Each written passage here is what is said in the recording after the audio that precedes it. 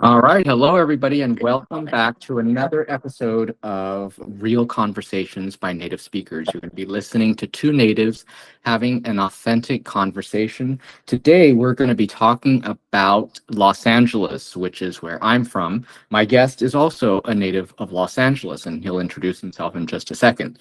Before we get started, everybody, please click the subscribe button. Subscribe to this channel, and make sure you also click the bell and select all, and that way you'll know when we upload future videos. So click the subscribe button and then click the bell, select all. Thank you for joining us today. And so let me introduce my guest. His name is Ernie. Ernie, how are you? Nice to have you.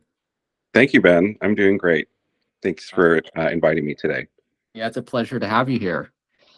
So we're both native Angelinos, and it's been about almost 3 years since I moved to Europe. Can you believe that? Almost 3 years.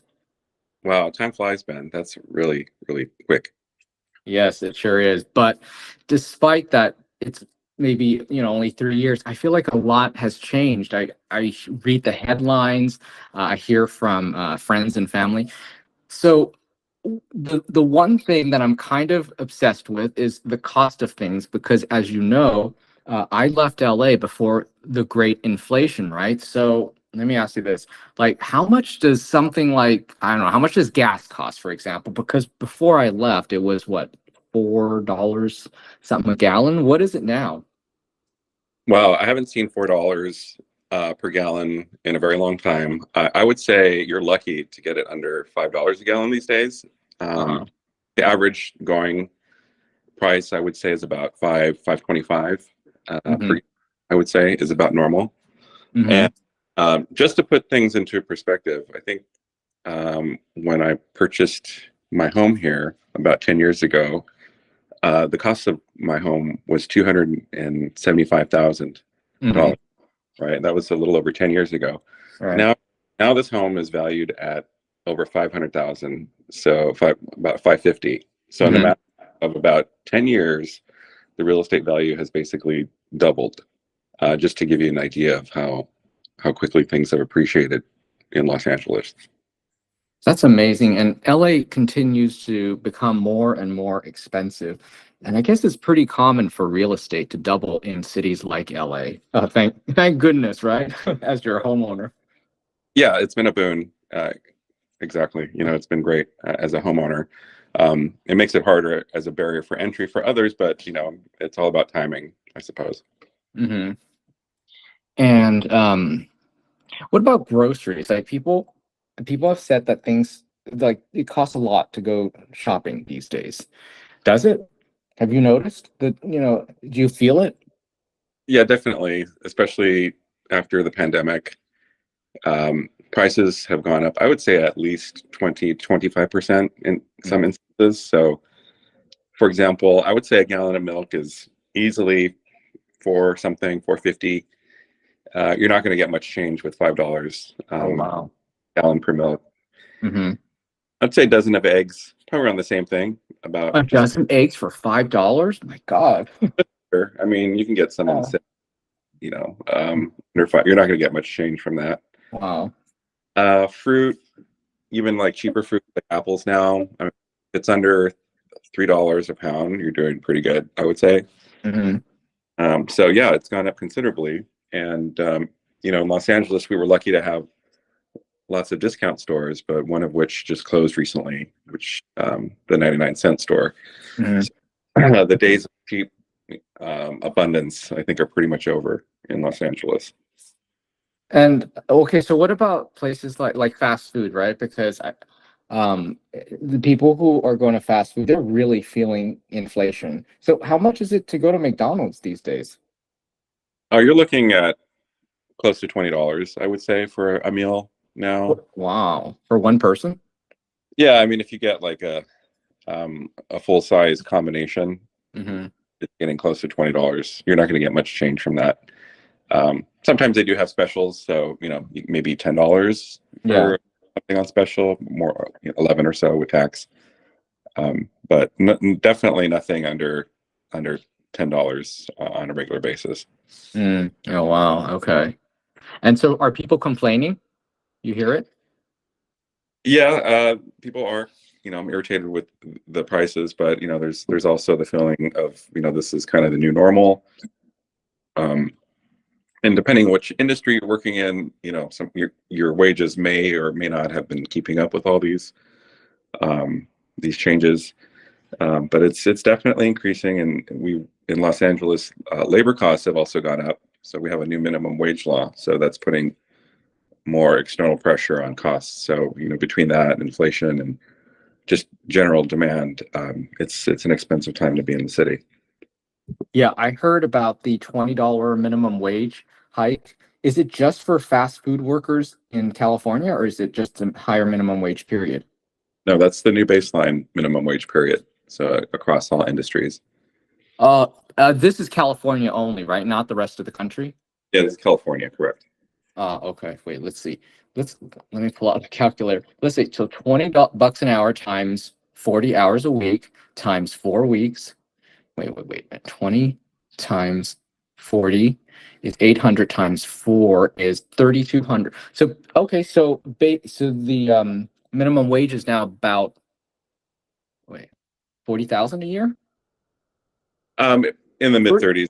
Okay. Oh, mid 30. Okay, so 3,200, 3,200 US dollars a month, which you know what? That is for example, that is like more than double the minimum wage, maybe even triple actually the minimum wage in some European countries, like Southern European countries. Wow. Yes, it's quite an increase. It's Yeah. dramatic in Los Angeles for sure. Right. Okay. That's okay. So what about what about like downtown? How's downtown? Because there's always been a lot of construction. Is it still booming? Are people still moving there? Is it still growing?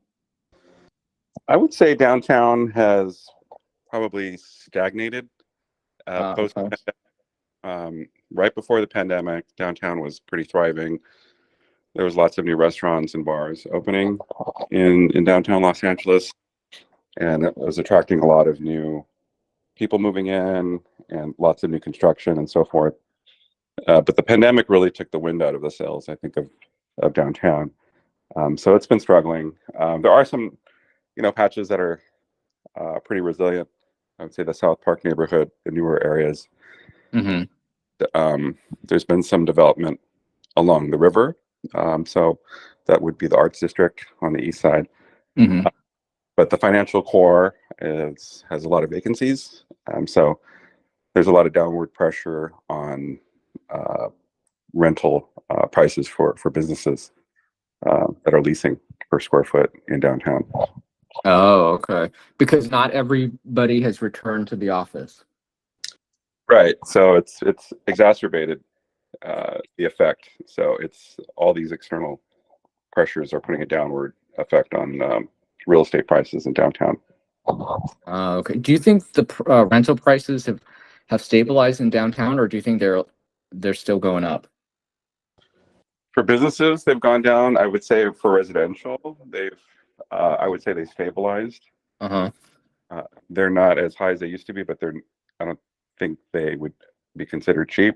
So, for instance, you're looking at least $2,500 per month for a one bedroom unit Mm-hmm. in downtown, and that would be on the smaller, lower end, I would say. If you Mm-hmm. want a newer construction building with all the amenities and so forth, that's in the 3,000 range. Oh yeah. Okay. That's that's kind of a lot because if you think about it, in order to pay $3,000 in rent, you have to make, well, let's see, if you're taxed 40%, if you make 5,000, all of it has gone to rent then, right? So Right. yeah, right. You haven't even eaten yet. You make 5,000, you pay 3,000 for rent, and you haven't even eaten yet. Wow. Okay. So you're gonna have to make like, my God, like $100,000 to pay for a one bedroom apartment in downtown. That sounds about right. Okay. Okay.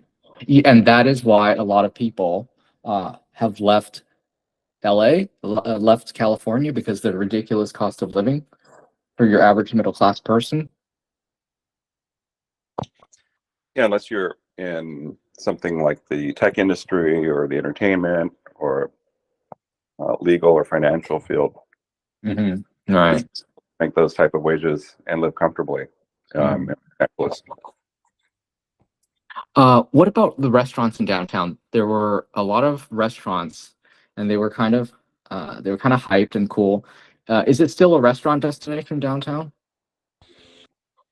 I would say so. There's still a lot of good, interesting places that are Mhm. open. There's some great Mexican food, of course. We have wonderful Mexican food in Los Angeles, Yes. our proximity to Mexico and our large population.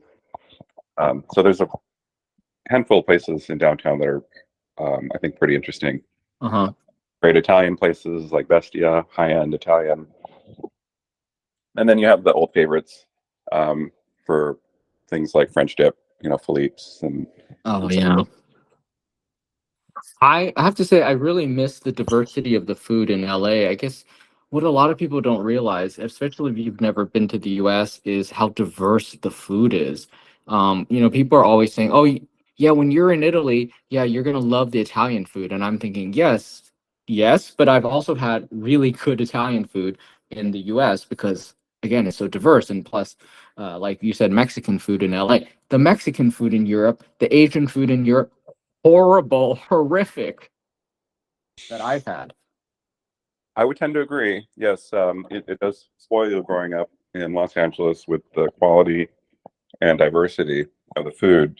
Yeah. So you travel a lot, you really take it for granted, the access that you have here. And of course, it's also made stronger because of the produce that's available. Since the farms are nearby, you have a lot of access to fresh ingredients that a lot of places don't have in the rest of the country. So between that and the large immigrant population, have a great combination for great food. And yes, and fresh as well because we have such good agriculture in California. Um, Yes. the produce at the markets in California, in LA, are so beautiful compared to, I mean, I have really gone out of my way in Italy to look for markets that are good, that are expensive. I'm like, whatever, I'm just going to go to the best market in order to get the best produce. And to be honest, the best supermarket that I would shop at in Italy is probably just as good as a Ralph's in LA. And Ralph's is very midline, right?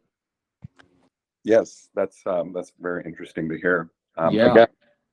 Again, another example of how how spoiled you are, with the access to the good quality and affordable produce. hmm and how abundant things are. I miss the abundance also in the markets. Like you don't just get like one kind of orange. You'll get like there's five different types of oranges to choose from, five different, 10 different types of bags of salad or whatever. There's just so much variety. Like in Europe, it's just like one, two, maybe three, and that's gonna be like at a good market. And so it's really hard to find good stuff. And also, what's interesting is like I can shop. Uh, I can go grocery shopping in LA in the middle of the night, and it'll be just as fresh and beautiful as if I went during the afternoon. But not so here. Not so here. You go at in the late afternoon, and things look pretty sad. Yeah, so that's one of the perks that I guess you would say offsets, the cost of everything else. hmm Uh, is definitely the produce.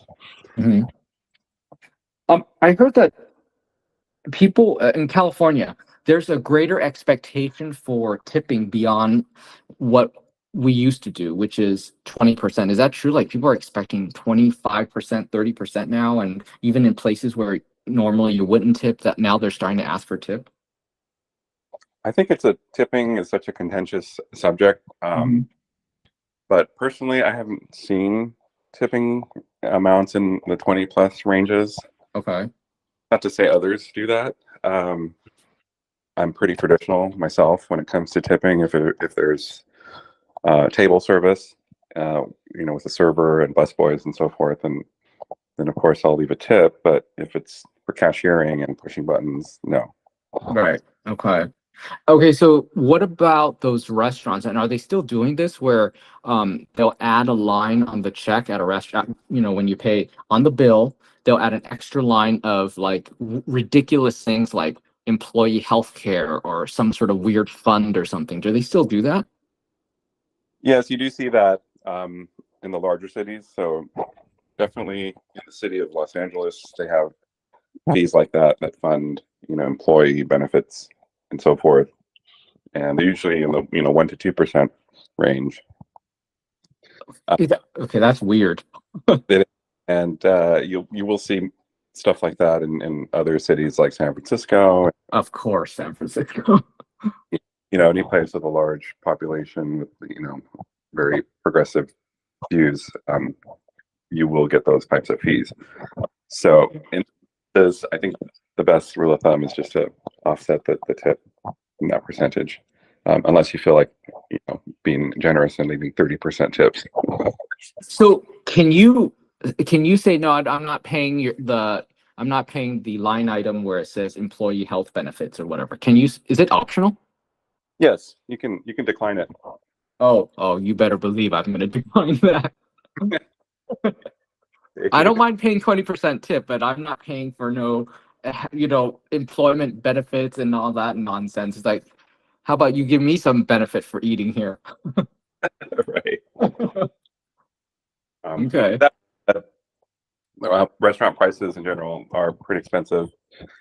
In dinner for two at a mid-range restaurant, you're looking at least $60 per person, and that's not with alcohol.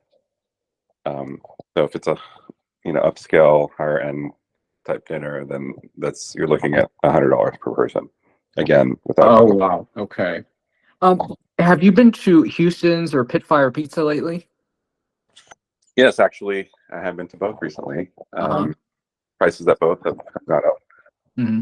accordingly. I was recently having lunch at the Honor Bar, Uh-huh. I love that place. Yes. the Houston's restaurant in Beverly Hills. A very small but great place for drinks and burgers. Yeah. And I would say per person now that was about $50 um, at the Honor Bar for a burger and fries and a beverage to split. Uh-huh. Okay, so that is not cheap to have burgers and fries and one drink, and that's going to be $50. That is not cheap. Right, exactly. But the quality, they've maintained the quality, and also, what about the portion size? Everything else has been great. Yeah, the quality is fantastic. Portion sizes are good. Uh, That's been that's been kept consistent. Service excellent. oh, good. Uh-huh. So it definitely it's a premium experience, but again, you're going to be paying a premium price of about 50 per person for that type of experience. Hmm. Okay, I would gladly do it just because they're reliable. Yeah, I mean, in this day and age, I think the service that they provide is it's getting harder to find. So Hmm. it was a great lunch, and the food was delicious, and the service was good. So I didn't have it. Oh, that's good. I'm glad to hear that their quality is still just as high. That's one of my favorite places. Um, Yeah. And in terms of other prices, beverages, cocktails have gone up quite a bit. oh, yes. What's it cost for a wine or a beer or a cocktail? It's commonplace now to see $20. Oh, okay. Sometimes you can get wine for under $20 a glass. Oh, sometimes. Wow. So just expect to pay at least 20 for a glass of wine now? That's about, I would say, just under 20 for the wine. Definitely 20 for a mixed drink. Okay. Wow. Okay.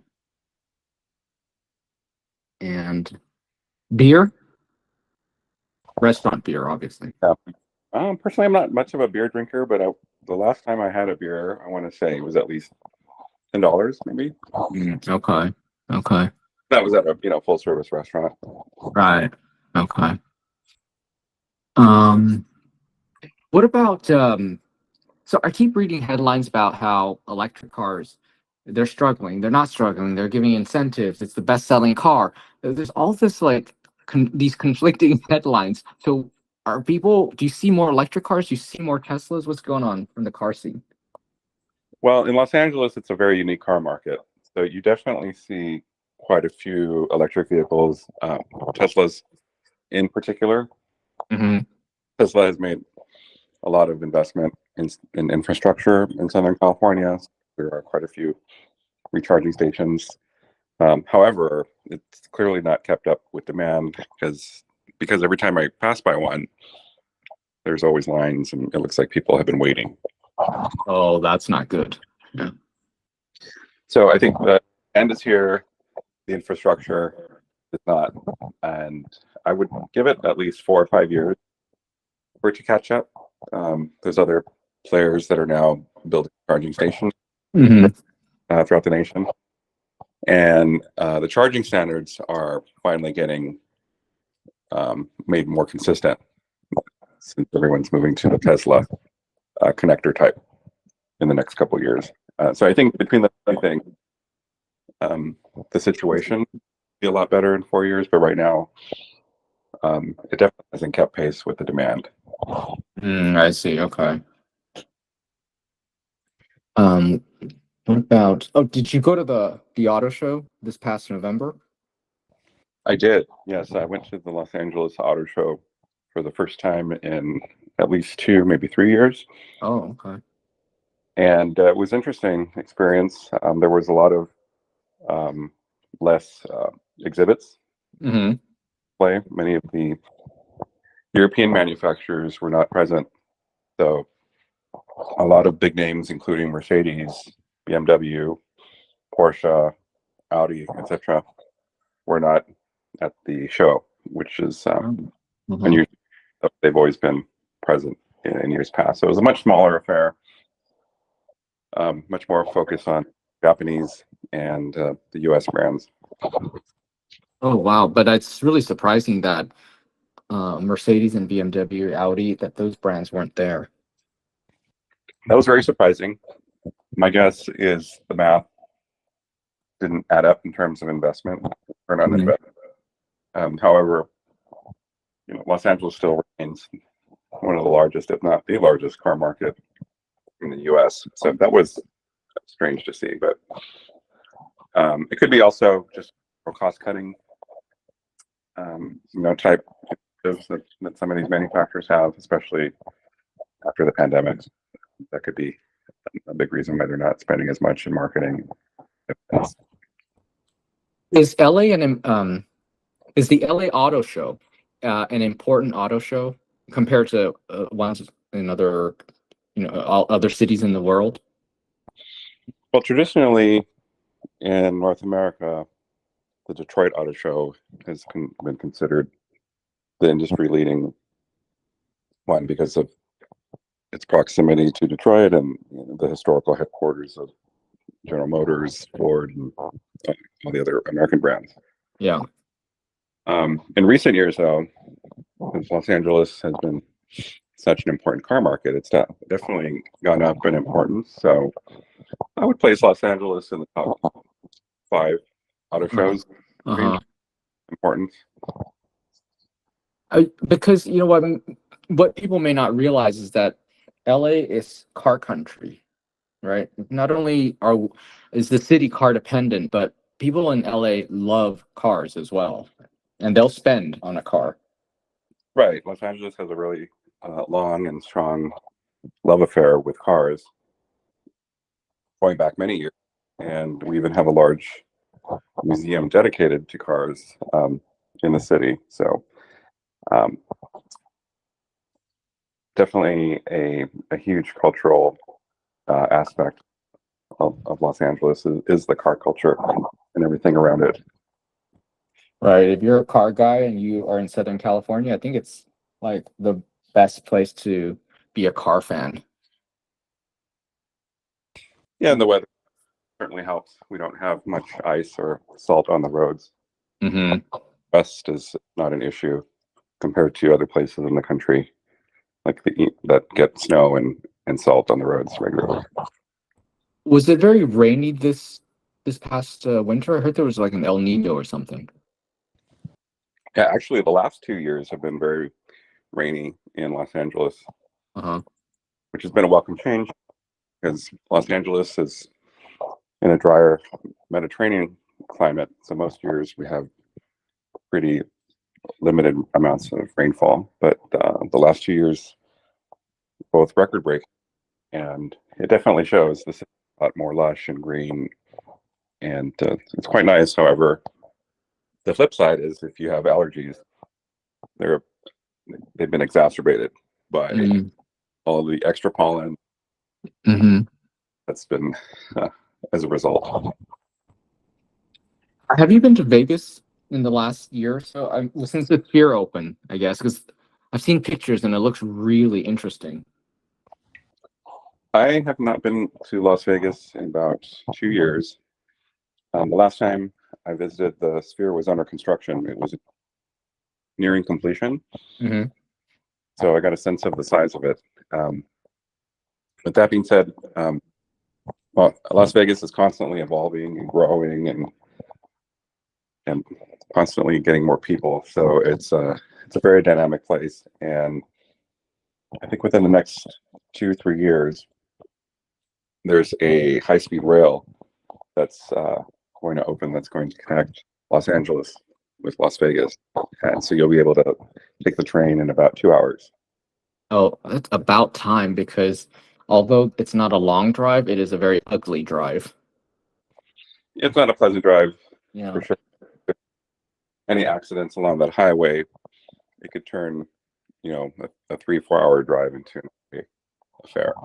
Yes. Especially like coming back after, like on a Sunday or after a long weekend. It's just, you don't want to do that drive on a Sunday. It's very trafficy coming back.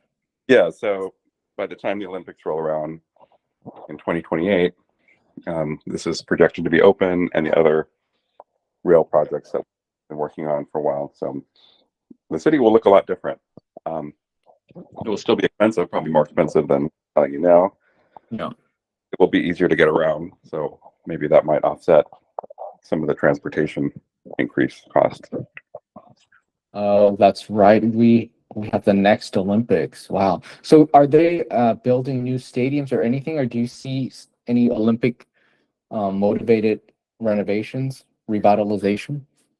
No, as a matter of fact, that was one of the reasons why Los Angeles won their bid for the 2028 games, because it was very financially conservative.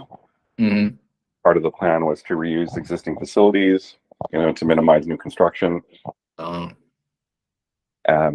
also essentially try to repeat what they did in 1984 with the last Olympics in Los Angeles, which was the first Olympics to actually earn a profit. So Okay. of the modern Olympic Games ever since.